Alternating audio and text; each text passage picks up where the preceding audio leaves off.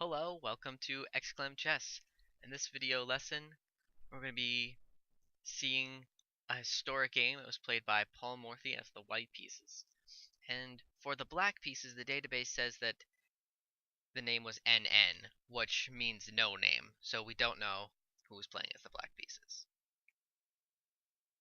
But let's go ahead and get started. E4, E5, knight to F3, knight to C6, bishop C4, knight F6.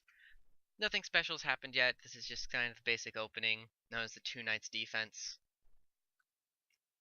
And I don't know about you, but I'm a good counter. I watched Sesame Street when I was little, so I can count that these are two knights here that are on C6 and F6, and that's how we know it's the two knights defense. So then Morphy played D4 here. Gaining control of the center is always a good idea in chess, and so here D4 is a good move. And it also lets out the dark squared bishop.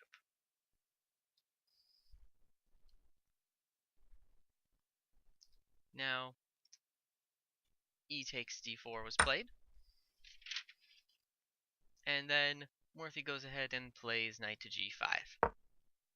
And with this move, the pawn on F7 is now attacked twice. Once by the bishop on C4 and by the knight on G5. So now with no name here, doesn't do anything. Morphy will go ahead and capture on F7 with the knight and fork the black queen and rook. And so D5 is played. This move blocks the diagonal of the bishop on C4, so now the pawn on F7 is only attacked once by the knight on G5. And so now he's safe. Morphy goes ahead and captures with E takes D4, and then knight takes D5. This is a bad move, knight takes D5, and we'll see why this is a bad move in a little bit. Usually the idea that most players will go with in this position would have been knight to A5 and force the bishop on C4 off of the diagonal. And so here, Morphy goes ahead and castles. One of the main things that you always want to accomplish in the opening of the chess game is making sure you get your king safe.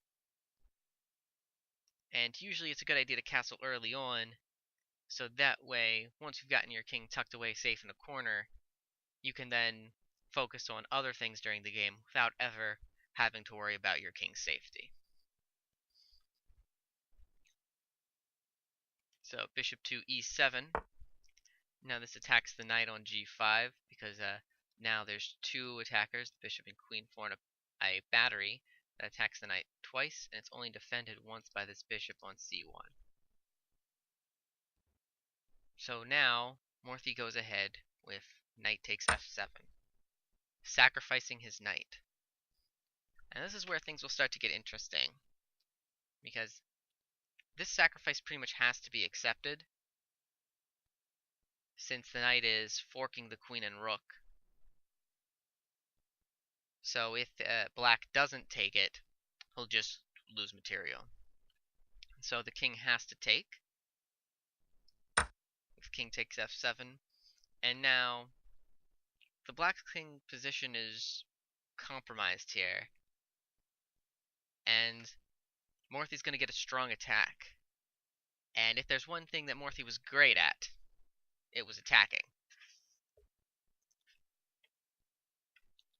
So now queen to F3 check. This move develops the queen with tempo, and it also adds an attacker to this knight on D5.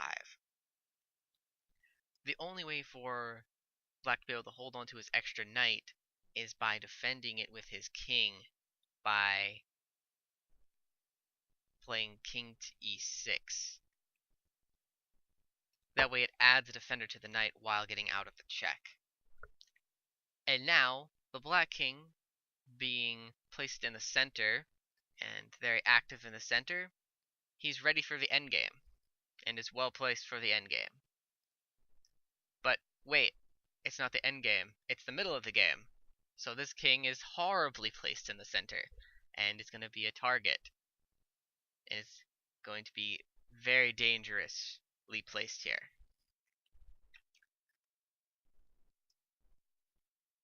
Morphy plays knight to c3, attacking the knight on d5 a third time. And so black here has to play d takes c3. Morphy's now sacrificed another piece. His idea, though, is that now with the center files open, and black's king being stuck in the center, that'll make the black king an easy target. And with these files being open, that'll make the king that much easier to attack. So rook to e1, check. Morphy activates his rook by putting it on an open file, and he does so with check. Knight e5. Here I would like to point something out that I find pretty funny. So black has 2 extra knights right now, but both of them are pinned. So they can't move, and it's almost like they aren't there since they can't do anything. I just find that kind of interesting. So now bishop to f4, developing the bishop while threatening the knight on e5. And notice that at this point, Paul Morphy has moved most of his pieces, and they're all attacking. Meanwhile, most of the black pieces are still sitting on the squares that they started on.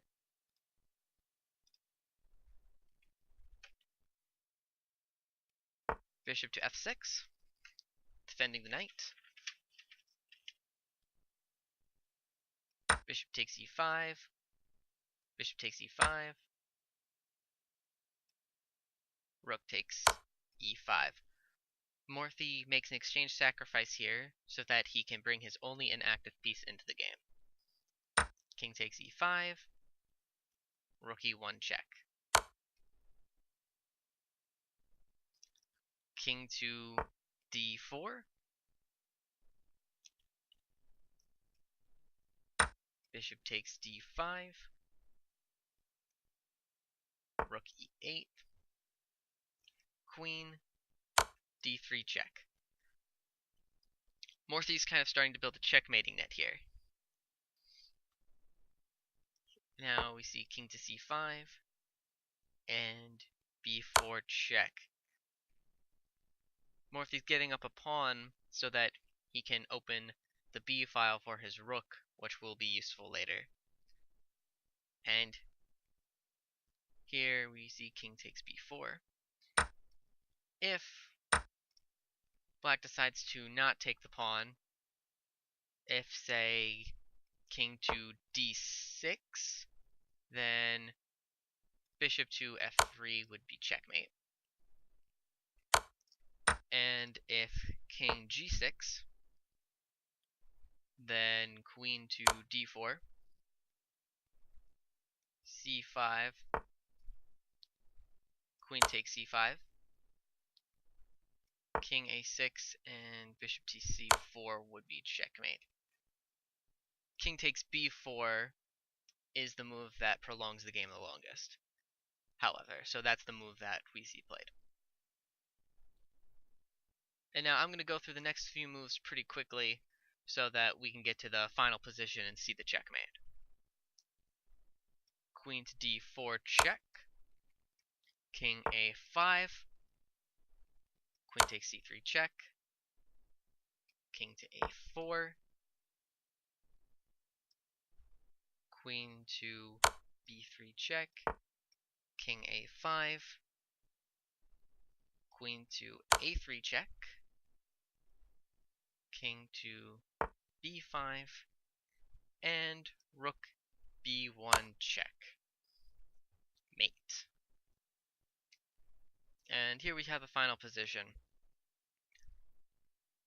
I always like Morphy games because he always sacrifices a lot of his pieces, but then it always seems that the few that he has left are always able to give checkmate.